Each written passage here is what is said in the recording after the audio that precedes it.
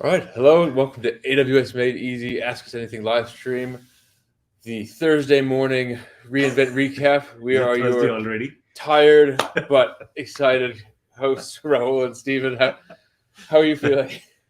Like I said, I think it's extraordinarily tiring, but at the same time exhilarating. There's something about the energy over here with all the folks that just keeps you going, no matter how tired you are. I think without a doubt, if you look at the Fitbit average steps for everyone at reInvent, you'd be creating new records. I noticed a few my feet hurt social media posts.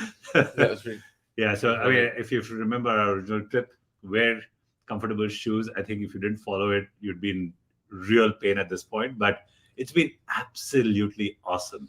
I think even yesterday, pretty late in the evening when we were at the show floor and then back here, just seeing everyone, the excitement right up to 10 p.m. when we were hosting our amazing party over here. I mean, the excitement that people had was just absolutely stunning, and that keeps everyone going. It's like this, collective energy that gets Oh, generated out of nothing. I Uh, posted I posted on LinkedIn some photos from our party yesterday, and then that was about 5 this morning, and then got a few likes from other people who were there at around 5:02. So I wasn't the only one on LinkedIn early yeah, this and morning. But people kind of went back maybe around 10:30, 11 last night. So yeah, everyone's been kind of operating on anywhere between 3 and 5 hours of sleep every night, but the energy is just awesome. yeah, both the in-person interactions after a couple of years of less of those, and also just all the new features to go and think about. And Yeah. well, let's go over. We're going to talk about the keynote yesterday, Swami's keynote, and also your Yep. talk. How did you feel about your talk? Oh, it was really exciting. The talk went well, and hopefully, folks will connect, and we'll have more discussions. I think, in general, uh, my only complaint about reInvent is that I don't believe that costs and efficiency were really addressed as a theme, which I was really hoping for. But I am very, very confident that it's going to be the theme next year. So, in the meantime, happy to share our experiences and help everyone kind of get more efficient. So, Absolutely, it's fun to be at the forefront of that. So, exactly. Okay, so let's get started. all right. Well, actually, this one that's on the screen here, this is a pretty neat announcement. It's a pretty neat piece of artwork, but this is about the company Stability AI. So if you see posts about stable diffusion, this is the folks behind that. And they announced yesterday that they are now an AWS partner. Correct. They're moving all of their models to AWS, and that's where they're going to run all of this.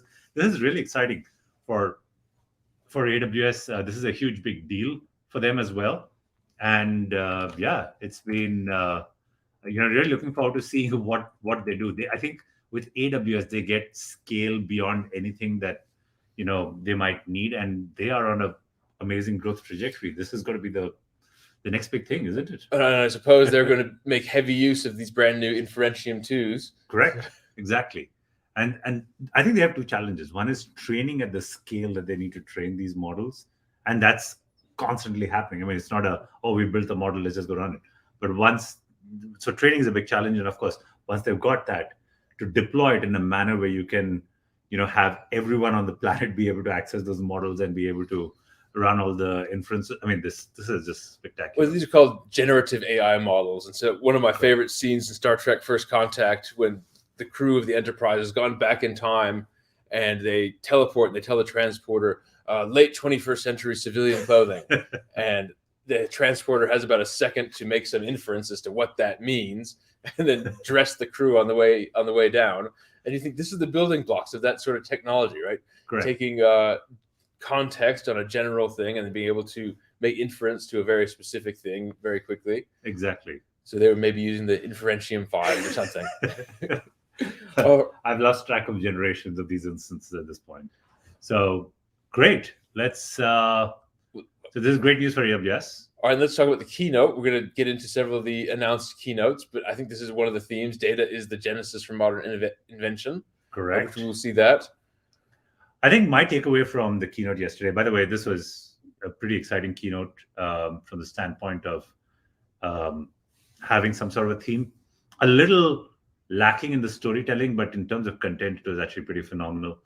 My takeaway from the keynote yesterday was the fact that I think Swami and AWS in general are doubling down on data governance and trying to prevent shadow IT. I think that's the biggest, as they realize that data is going to drive pretty much everything, it becomes an imperative to make sure that organizations are geared to tackling the bloat that comes from literally copying and pasting different data sets all over the time and then having shadow IT develop.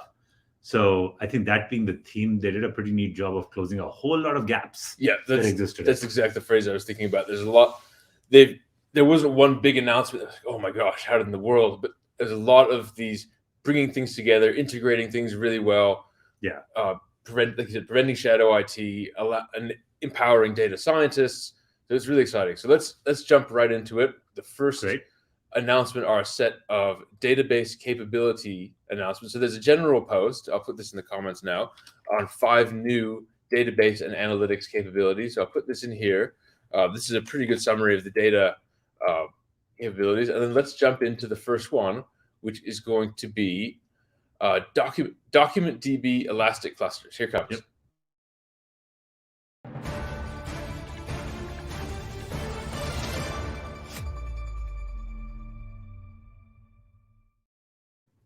Okay, here it is. Document DB elastic clusters. Let's put that. Okay, you can see that. I'll put this in the comments here. Perfect. There we go. There we go. And interestingly, this wasn't called serverless document DB, which a lot of people were wondering about. So I think that's a really good thing. They've got scaling, being able to take a document DB and be able to very frictionlessly scale it up and scale it down. Correct. And I think the biggest challenge with a lot of these kind of data stores is, the sharding of data and stuff like that. That basically gets taken care of for you completely. The automatic indexing. I think it gets easier definitely with document DB because it's kind of like a key value store of sorts. I know it's a NoSQL database, but yeah, sometimes you can also look at it as a key value store because it's all kind of JSON in there. So the fact that they take care of all of that for you, figuring out where stuff should kind of go in, I would be very excited to understand the inner workings of this. I'm pretty sure that they borrowed a ton from DynamoDB as they've tried to kind of build some of the innards of this. Of course, the interface with document DB happens to be MongoDB's interface. But it would be interesting to learn about how it works inside. Yeah, that's a really interesting point because sometimes when you first think about a database, you think about it as the whole thing, but then being able to separate the interface layer from the storage layer. Correct. Right. With Mongo is the language that you used to talk to it, but what's underneath could be anything. But in this case, you're right, it's probably Dynamo. Yeah, it's probably Dynamo. And I think the key thing that drives Dynamo is the fact that each shard or each, as they index all the data, every, I don't know what to call it, every shard or every little index is going to be 10, it's only 10 gigs. And so therefore it's super easy to load up any snippet or any, query or to execute any query plan within that setup in short order. And you don't run into a lot of those scaling issues that are typically associated with sharding or writing a whole lot of data in a short order of time. So yeah, I think we'll do another episode and we'll get all the right folks from AWS to talk about how document DB is going to work. And we'll bring that to you in the next few weeks. Excellent. We're going to do a rating on this one. I mean, this is a simplifies. This is definitely a simplifies. I think as we were talking yesterday, my urge to the AWS team, and I think they've kind of heard us and they're going to do this soon, having more examples, having more, what does it look like in the console? What does it mean in terms of pricing? When does it apply to you? Those kind of guidance would be incredibly valuable. This one has some stuff with the CLI, but for someone to play around with this stuff, I think getting a little more details out of it would be really good. Yeah, no, I agree. Are we going to do the ratings or should we power through today? Why don't we do a very quick rating? So right. I think I'd give this a 4. There we go. 4 and a simplifies. And then, we'll move on to the next. Yes. Awesome. Thanks for reminding me that we have to go through this really quickly. Yeah, we are. Oh gosh, we're pressing time. It's all right. Let's do Athena for Apache Spark. Yep.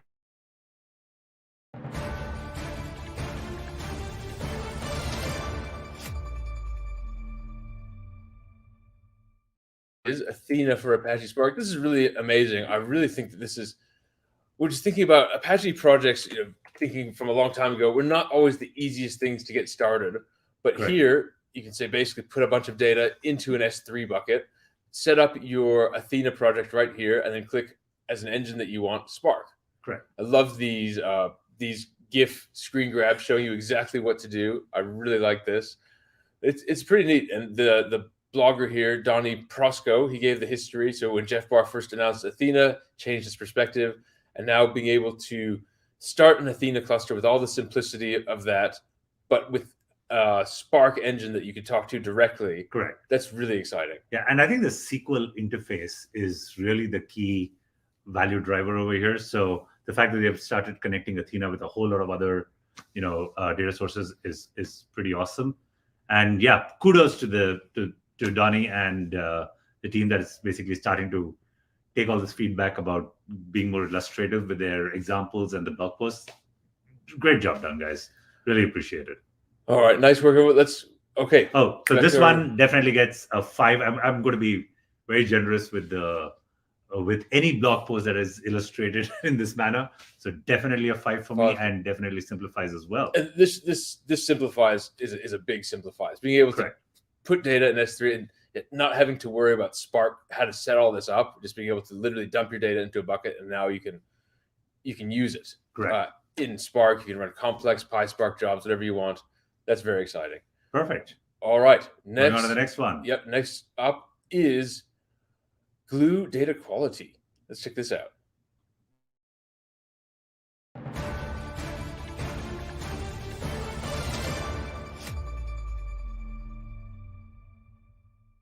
Okay, here is Glue data quality. I like this analogy they use of data lakes, which can become data swamps. Now, quick story, I know we're short on time. One of my professors from a long time ago, she gave us this data set and told us to analyze it. And then she, of course, we blindly start doing our regressions, our tests, our summary statistics. She put a bunch of duplicate rows in there, a bunch of bad data, a bunch of things. And then she basically failed all of us for that assignment and said, you didn't really check, did you? You didn't. And it was a great lesson in data quality. Just because you're handed a data set doesn't mean it's all good and it's all accurate, it's all real. But now, if Glue data quality had existed 10 years ago, that would have saved my bacon in that assignment. So what is Glue data quality? Yeah, so like I said, it's basically, and we should scroll down just a bit more. Key features. Here are basically what it is. So you typically need a whole lot of rules that you decide, that you have to create. And more often than not, you do these manually. So I think the biggest game changer for me, at least, is the fact that your Glue data quality automatically has a mechanism to create all of these rules and recommendations. It can look at your data, analyze all the stats around it. Duplicates is a great example, standard deviation, mean deviation, or specific parameters, stuff like that. It will help you with all the data processing. And this is a big deal because when it comes to data science, most scientists spend about 80% of their time cleaning data and making sure that the data is good enough to work with. The rest of the work is actually fairly simple and straightforward. Making sure that you have the right data without the biases, without all, without outliers and stuff like that are kind of distorting your. When you look at sensor data, sometimes in these physical sensors, you get a multiply by 100, and it's an electrical issue. It's not anything to do with the actual data. Exactly. But if you don't clean that up, you're going to be in trouble with your model. So this goes a huge way. Kudos to the team for doing this and making it easier to actually execute the workflows the data scientists have. So this looks like definitely a simplifies because this is a huge amount of work that's currently done manually. So I'd give it a simplifies, and I would give this a 4. 4 clouds. Here we go. 4 clouds and simplifies. Awesome. By the way, we will be doing more deep dives on it. Again, this is a crazy hectic place over here at reInvent. We are all fairly sleep deprived, running on, I don't know what kind of energy at this point, but we have to spend time deep diving into all of this. Exhilaration of new technology and old friends. Exactly. All right. Redshift now supports multi-availability zones. Here come.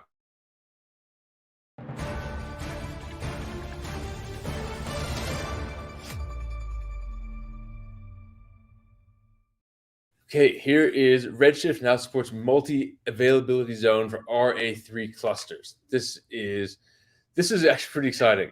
Okay, running your data warehouse in multiple availability zones simultaneously and continue operating in unforeseen failure scenarios.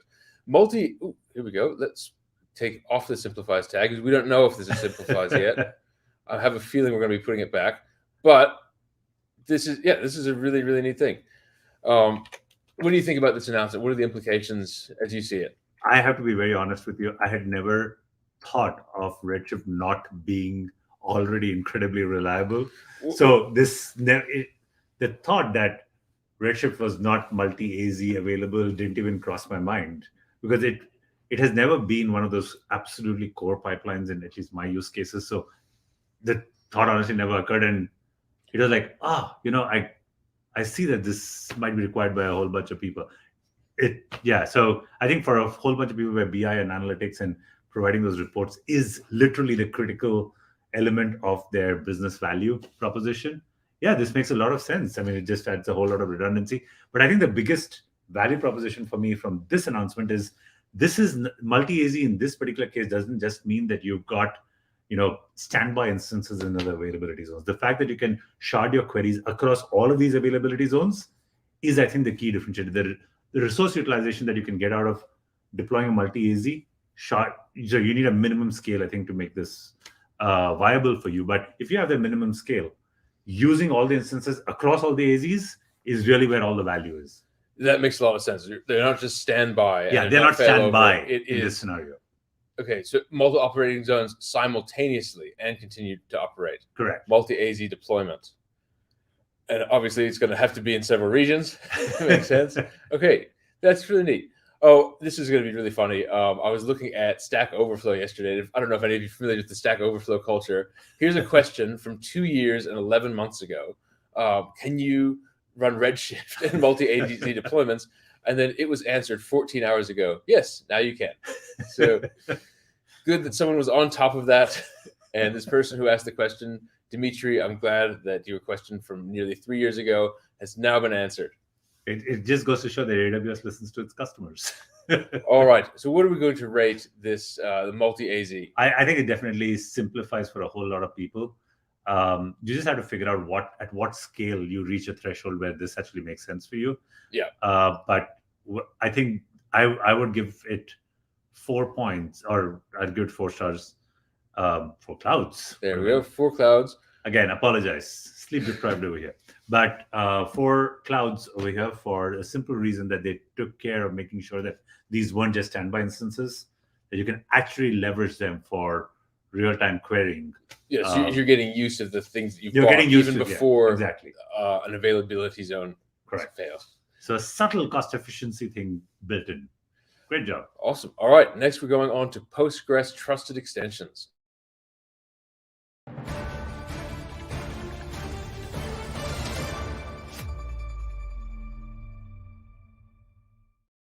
And then there we go. Okay, this is referencing a tweet by Frank, who was a guest very recently, Frank Pacho, data hero based out of Switzerland. And he said his favorite session was Postgres TLE, Postgres Trusted Language Extensions. And here's the announcement itself by Channy Yoon. And so what is Postgres language extension that's trusted? The idea is you can install and use Postgres, here goes, Postgres SQL extensions in a manner where it's not, say, exfiltrating your data. It's going to run in a secured environment. So I'll be very honest. I'm not a big fan of extensions because in the long run, it basically hampers your ability to either migrate or, adopt whatever else is new. Mm-hmm. The migration paths become that much more complicated, and then it requires I treat this almost like technical debt. Whenever someone goes and does something, one-off in a code base, I kind of double down on the scrutiny around it. Is it absolutely necessary? Why do we need this? Yeah, because we're going to be stuck with it forever, and we are going to be responsible for maintaining it. And then if the developer drops the project, or they lose interest, and all of a sudden we have some reason to upgrade, say for security, but then the extension hasn't been upgraded. Exactly. So I am generally not a big fan. I treat this almost like customization of certain kinds. Okay.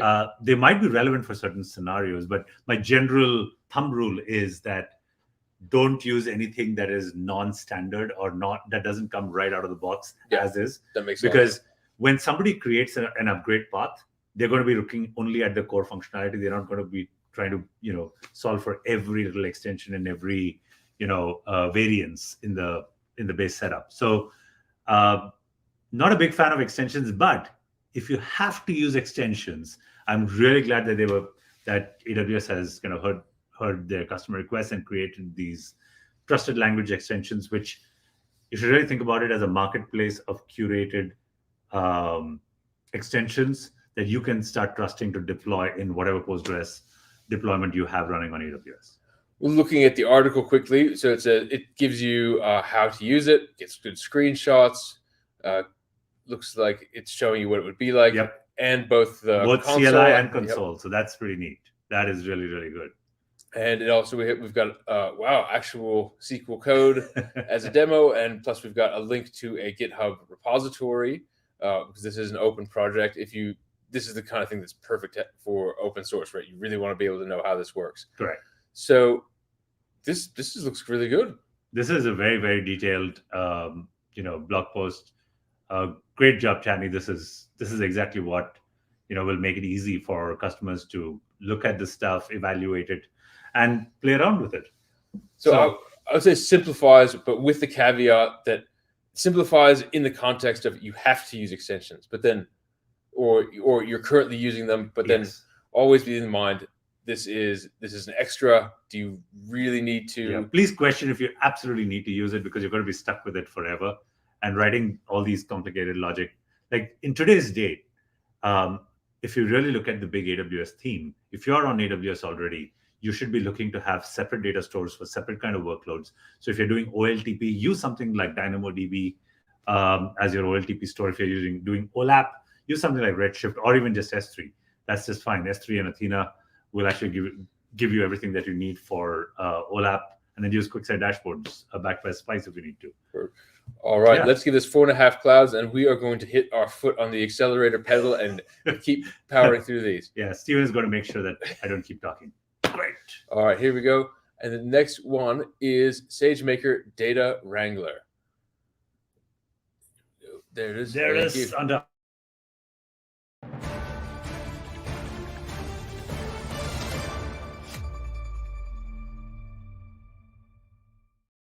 SageMaker Data Wrangler now provides built-in data preparation in notebooks.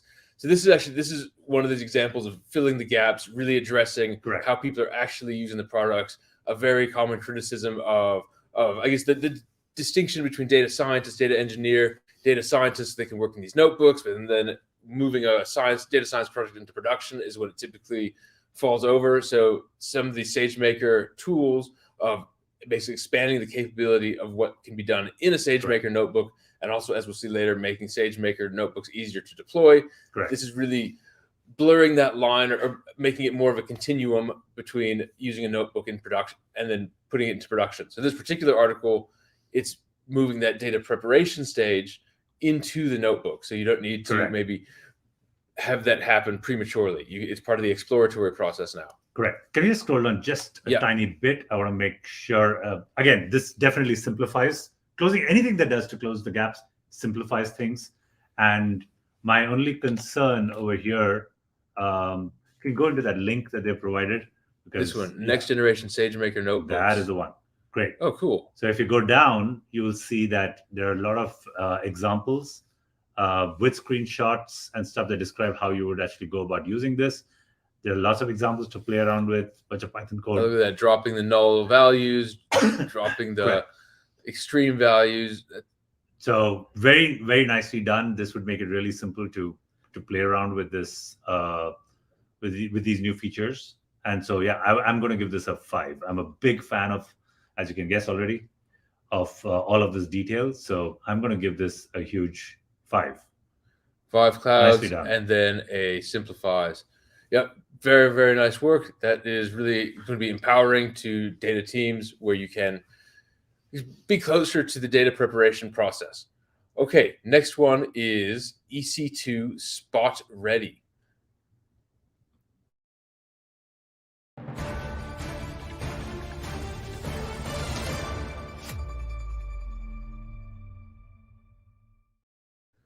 This one's really interesting. EC2 Spot Ready software. This is a, well, here we go. Software, EC2 Spot Ready software are vetted by AWS partner solution architects that customers can deploy on Spot with confidence. So we're fans of Spot. It's a great way to economize. It can be Correct. a tenth the price. There we go, up to 90% discount. But can all applications take it? I mean, can you just shut down you have to remember with Spot, it can vanish at any time. Correct. And so your applications really need to be ready to leverage Spot. And this is kind of like a certification program, I'm guessing. Though my only criticism of this particular announcement, and particularly this blog post, is that there aren't like, it doesn't very clearly say that is this like a marketplace. You have to dive into a lot more detail to go and figure all of that stuff out. But is there a marketplace? Like, AWS marketplace is really awesome. You can go pick a solution. When you pick a solution, is it going to say this is Spot Ready in the marketplace space? So I think just in terms of the announcement, it could have been way better. But I love the idea of using, having this certification for partner products. And I would love some example that quantified something like, okay, if you're running a simulation, okay, this uploads its result every minute or every 10 seconds or whatever it is. So that way you can kind of quantify it versus not. Correct. So, all right. So I think, what do we say? Maybe 3.5? I'll give it a 3.5. All right. I'd also just, if somebody's listening to this on the AWS side, it would be great to know how things change on the partner side of things. Like what are the minimums that they would need to think about to get certified, for this. So having a framework, having an outline would be incredibly valuable. All right. So simplifies, but 3.5. Yeah. I can't see how it adds any complexity. Okay. Next one we are doing is Graviton Delivery Partners.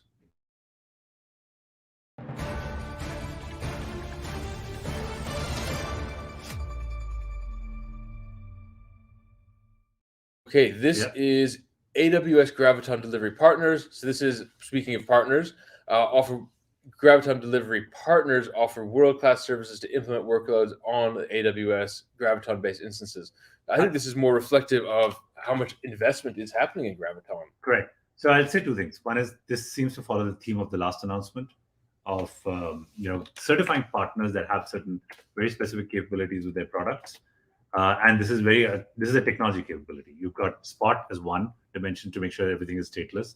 Here's the second one, which is it is geared for and optimized for Graviton to leverage all the price performance benefits you get out of this. So having this kind of certification is pretty awesome. What is the learn more page? Okay, okay, this is neat. So you can have examples of things that work on the Graviton, and hopefully they will.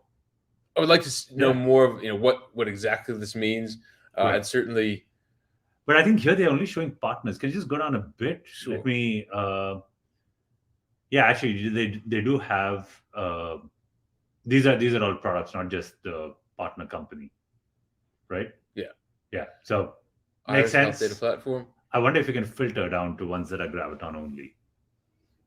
That'd be neat. Yeah. All right. Well, it looks on the surface, again, we haven't had time for a deep dive into anything, but on the surface, it looks like a really, really good idea. And we're big fans of Graviton. So things that can make it easier and more reassuring. I mean, switching architecture always seems like a very big decision. So being able to provide additional assurances, guarantees, that seems like a good idea. All right. Let's. Moving on to the next one. Yeah. I'm going to give that a simplifies. I think that's fine. Yes. Yeah. All right. Next one is SageMaker Studio.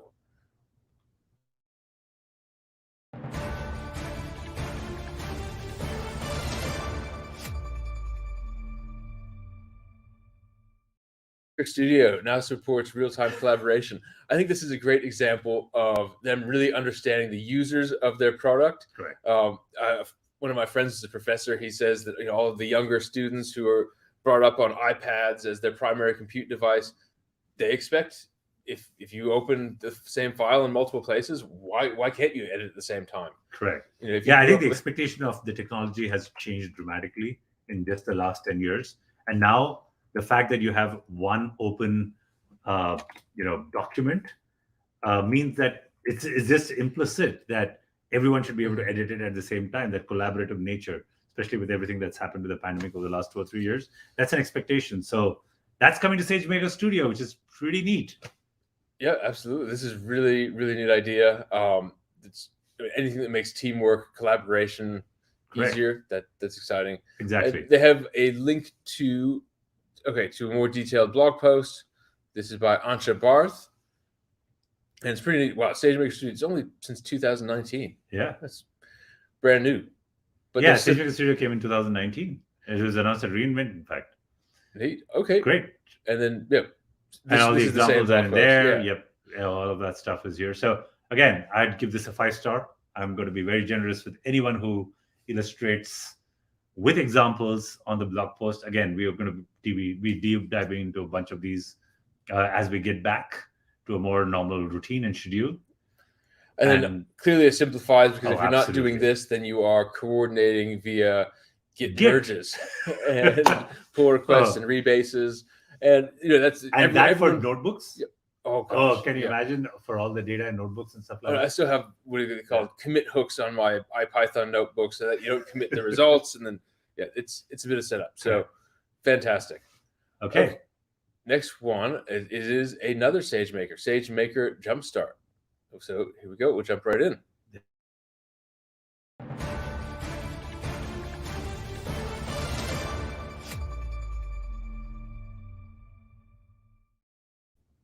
Okay, SageMaker Jumpstart enables you to more easily share ML artifacts within your organization. So this is sharing notebooks, sharing models. Again, this is that gap filling.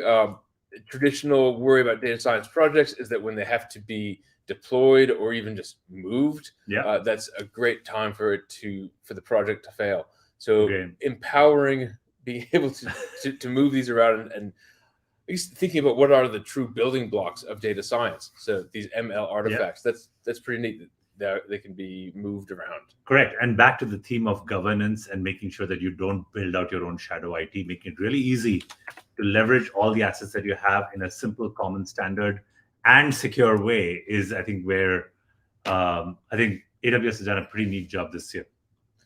Oh, I remember one of my first data science projects.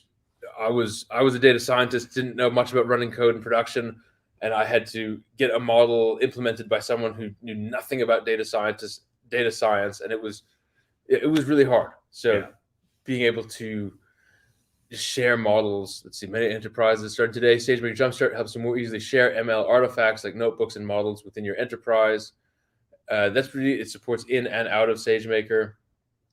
I'll add one other a very specific data point. So I just got an email yesterday from my team. So every week I actually make our team that works with a lot of ML related stuff. I make them clean up at the end of every week. All the stuff that generally proliferates because all of these things weren't announced till last week. And every week we actually end up cleaning up and saving something like $8,000 to $10,000 worth of resources. And if you analyze that, that's a lot of money. Yes, that is kind of left, on the table if you did not have that discipline to keep cleaning things up. So we try to automate as much as possible, but it just goes to show how much, when you don't have these governance patterns in place, how much you actually end up wasting and leaving on the table. So I love the fact that it simplifies that whole process, makes it easier for organizations to leverage these services without having to worry about, how am I going to keep everything hygienic and clean? All right, so it gives it as you said, it simplifies. Yep. I think we're going to give this I would give this a 4-star at this point. 4-star. All right, There we go. Nice work, SageMaker team. You've done a lot. There's been a lot of work happening, so that's fantastic. Agreed. All right, we are jumping into our last one of the day, which is Guard Duty RDS protection.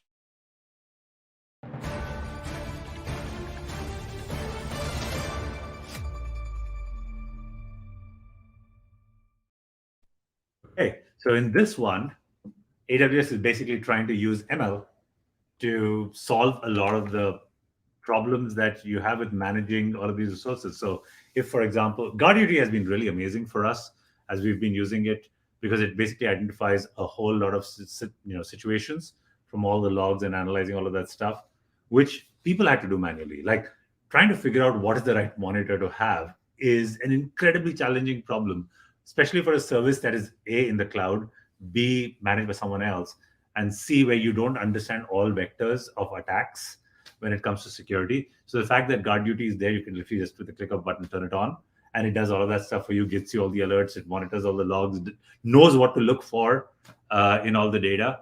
I think that is incredibly valuable. And now that you've got that for RDS, so we've traditionally been using it for your accounts, you've been using it for your web servers, for your app servers, for your API gateways, things like that. Now you can use it for RDS and see whether there are attacks where there are, rogue queries that are running and literally slowing down your database and not allowing others to connect and so on. Or if your connections just, go out of control, GuardDuty can do all of that for you and will notify you when something is wrong. So incredibly valuable for anyone who's running any, critical workloads. And there is a threat of things going wrong. This is pretty neat. It's direct without requiring you to modify your databases and doesn't affect performance. And okay, how do you deploy it? A single click in the GuardDuty console. Correct. That's pretty good. And then, preview period. So it's in 5 regions. Yep. No additional costs. So why? Okay, then if you're not using GuardDuty, so this is no additional cost on top of GuardDuty, not on top of correct. No additional RDS. costs over GuardDuty at this point. Yes. All right. Well, I think this is definitely a simplifies and keeping security 100%. as top of mind. Security is extremely important, but then being able to manage that with, you still have to be able to access your data, Correct. but then keep the right people out of it. Let's. Okay. we're going to give this simplifies and 4. 4. I'll go with 4. Actually, let's give it a 5 because there's just one click in the GuardDuty console, and it's very clear that that's what you have to do. So yeah, it doesn't get easier than this, really. All right. Okay. Well, thank you so much. It has been really fun sharing this reInvent with you, and we will be back in a couple of hours at 5:30 p.m. 5:30 p.m. That's for a final wrap-up session, and we're looking forward to just taking a moment to breathe and telling you just our final thoughts about reInvent, and then getting back into a December is going to be my non-reInvent queue. So dealing with that. Thank you all for joining us over here. And again, we are going to be here in Vegas all day. So if you want to catch up, today's the last day that we are here. We would love to meet you. We would love for you to come over at either the CloudFix booth on the show floor or any of the events that we have in different places going on. Look forward to seeing you all, and thank you once again. We will see you this evening. All right. Have a good day. Have a good afternoon. Have a great day. You are. Goodbye. Bye-bye.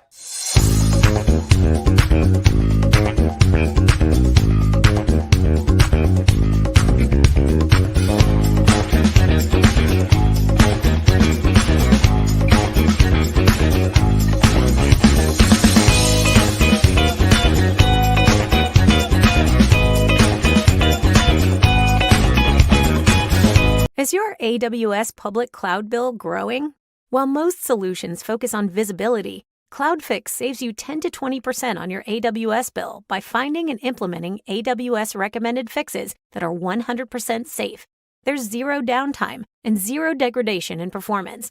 We've helped organizations save millions of dollars across tens of thousands of AWS instances.